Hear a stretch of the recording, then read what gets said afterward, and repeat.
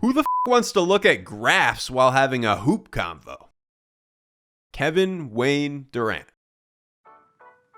This is a graph of every college basketball team from the past 10 years. The horizontal axis is how fast each team played on offense. The vertical axis is the average height of each team. So that means the teams in the top right are both fast and tall. Teams in the bottom right are fast but short. Let's narrow in on a specific group. The teams that had a possession length under 15 seconds and an average height over 6'6". If we zoom in, only 7 teams fit that criteria. North Carolina makes it twice. Gonzaga also has multiple teams that made the cut. Lonzo Ball's UCLA team makes an appearance, and that leaves us with 2 more dots, both from this current season. Gonzaga again, they're even taller and faster this season with the addition of Chet Holmgren, but the new team on the block is the Arizona Wildcats. Head coach Tommy Lloyd is in his first season at Arizona. He was previously an assistant coach at Gonzaga for 20 years. So it's not a coincidence that Lloyd has the Wildcats playing that tall and fast brand of basketball just like the Zags. For Arizona, that means their big men get out in transition and run the court. Here, Julius Tubelis sucks in the defense by sprinting down the court, and his fellow big man Christian Koloko is sprinting right behind him, getting a big dunk in transition. Tubelis can even occasionally take things into his own hands and push the ball himself.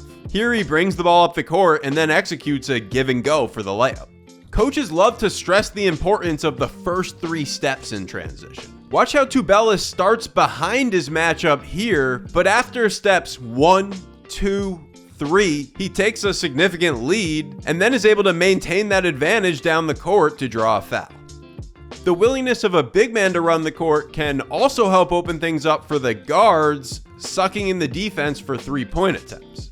And it certainly helps that Arizona has dynamic transition finishers at the guard position like Dalen Terry and Benedict Mathurin. For a team that plays so fast, you might expect Arizona to have an offense that hoists up a high volume of 3-pointers, but that's not the case. The Wildcats actually use some kind of old school principles in the half court, keeping their big men in the paint and running high-low action. Look at the spacing on this next play as Kriisa comes off of the ball screen. With 4 UCLA players able to pack the paint, you might think that this is a mistake by the Wildcats. Surely they don't want their players spaced like this, right? The answer to that is actually no. So let me ask you this question instead. Arizona is about to score a basket here. Which player do you think gets the basket? Does Kriisa pull up for a floater? Does Umar Ballo roll to the basket?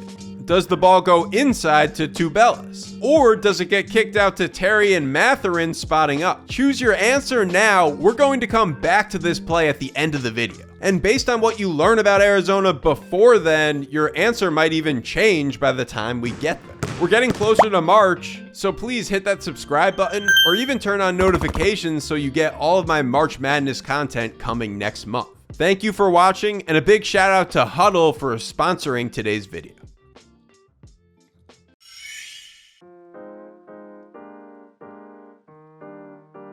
Flow is a basketball term that can be hard to explain, but easy to recognize when you see it. And I'd argue it's the best quality of Arizona's offense. The Wildcats flow in and out of different ball screens and actions, looking to be aggressive and make a play if it presents itself, but also being willing to just move the ball and get to the next action instead of forcing things.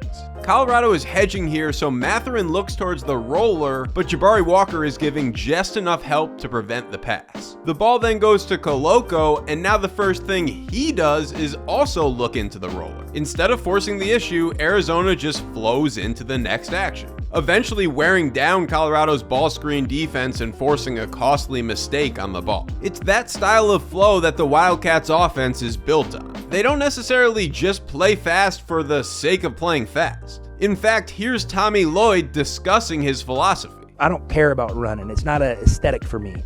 It's about a result. And I love playing fast because I think it makes the game easier. But if you're not, if playing fast, as you know, at mock speed is not the right plan to win the game, well, then we'll slow it down. After pushing the ball, the first thing Arizona looks for is high-low action. They'll pass to the trailing big and then look to throw the ball directly into the paint. This season, the Wildcats are a great interior passing team. Their frontcourt players have great synergy with one another when recognizing defenses that are double teaming or recognizing teammates that are cutting to the hoop. 66% of Arizona's made baskets are assisted. That's the #1 assist rate in the entire country. The passing and flow allows them to organically get in and out of actions instead of calling out set plays. You'll rarely see Arizona backing the ball out mid-possession to reset their offense. Instead, they just play off of reads, concepts, and ball movement. Watch how they initially get into high-low here, but North Dakota State is deep in the paint, completely sagging off of the ball. All that does for Arizona is trigger the next offensive action. Koloko dribble handoffs to Krisa, that sagging defender now starts moving up, and then Koloko takes advantage at the rim. Here's another example of flow against that Colorado hedge that we saw earlier. Krisa passes the ball out early, but the Buffaloes are helping on the roll. Justin Kier elects not to take the three, passing the ball up to the top. Instead of going directly into a ball screen, Pelle Larsson flows into a dribble handoff with Krisa, now opening up the court for a wide open roll to the basket. These plays are not scripted. The Wildcats are just given a general structure, and then they're empowered to make decisions out of that general structure. My favorite concept from the flow offense happens when the ball goes out to a big on the perimeter. When that occurs, Arizona loves to fake the first handoff, only to then initiate a second handoff. The guard will either try to turn the corner on the DHO or hit the big rolling to the basket. It's exactly the type of read and react situation which Arizona thrives off of. And if you're thinking to yourself, hey, this seems familiar, where have I seen this before? Here's Gonzaga using the same exact flow concept from a game just last week. Alright, so I know how I just said earlier that Arizona doesn't run many sets, they just rely on their flow. But I mean, come on, this is a Hoop Vision video after all, I've got to show you at least a couple sets. So here are my two favorites from the Wildcats, and then I'll get back to that question from the very beginning about which Arizona player scores off of that Kerr Krisa ball screen. The first set starts with a UCLA screen. Krisa passes to a wing and then cuts to the hoop off the screen. If that's not open, Krisa then sets a flex screen. Arizona has gotten an open dunk or layup 4 times off of that flex screen so far this season. And the play can also turn into screen the screener action. Here it's Kier who receives a screen of his own after setting the flex and nails a 3. Set number 2 starts with the bigs out on the perimeter. Krisa picks a side and then throws the ball back to the popping big. That triggers zoom action for the guard in the corner, but the play is actually just misdirection to screen for the player who set the zoom. Arizona got a key basket off of it late to take the lead at Illinois. They also like to run it on their opening play of games. Here the screen's not directly open, so the ball goes into Koloko in the post instead. On this counter play, Tiger Campbell is expecting the normal action, so Arizona sets an elevator screen to create a 3 for Krisa. And here's another counter they've been running recently where instead of screening for Larsson like normal, Krisa screens for Koloko, generating the alley-oop lob.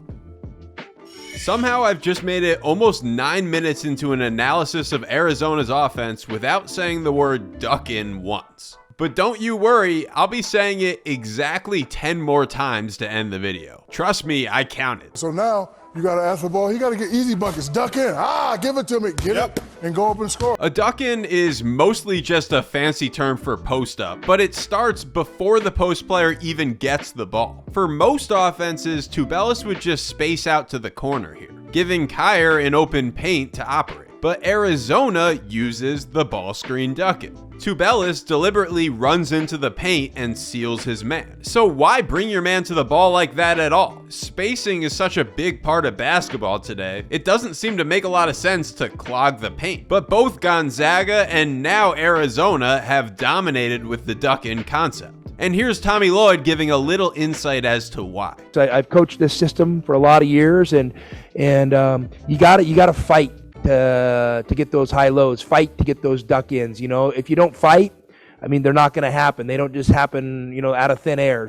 Watch Ballo's duck in here. He manhandles Cody Riley, quite literally turning him around, and then receives the pass for the easy lay-in. To help visualize those ball screen duck-ins, I charted the 65 times an Arizona ball handler has taken a shot directly off of a ball screen this season. Each dot doesn't represent the location of the shot, it represents the location of the Arizona big man not involved in the screen. I know that's a little confusing, so let's look at this example. On the ball screen for Larson, Tubelis is the big man not involved in the screen. He's the guy whose location we're paying attention to. Instead of ducking in, Tubelis spaces out to the short corner.